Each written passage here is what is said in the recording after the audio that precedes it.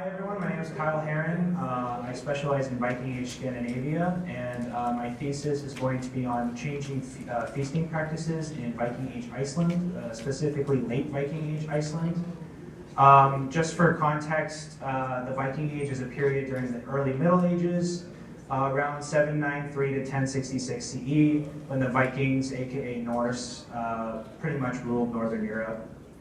I'm looking at feasting changes specifically at two archaeological excavations, one in 2007, one in 2009, at Hofstadr and Husbru. The one at Hofstadr is actually very interesting because it actually reveals some larger social trends happening at the same time. So I'm going to be using changes in feasting customs, which are accelerated by environmental limitations. It is Iceland after all. To show larger cultural trends.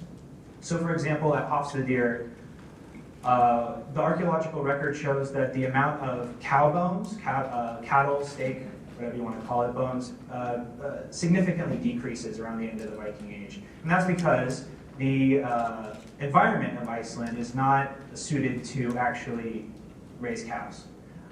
Instead, you see a lot more lamb bones, which is very interesting. But also, this is happening at a time when the religion is changing. And what cows are in a pre-Christian context is sort of a religious sacrifice. So you would see cows being sacrificed religiously, ritualistically at feasts.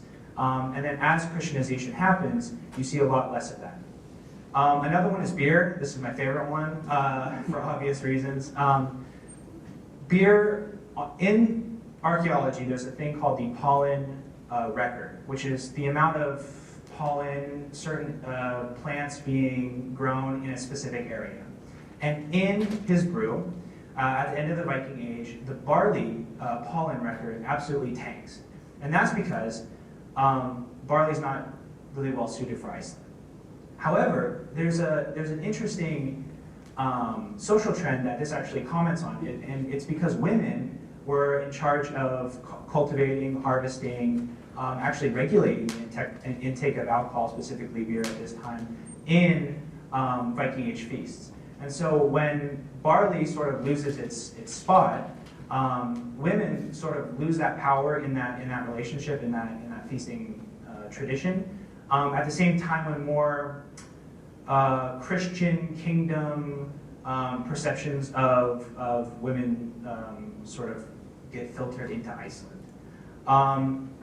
There's plenty more. Please read my thesis. But thank you. Yeah.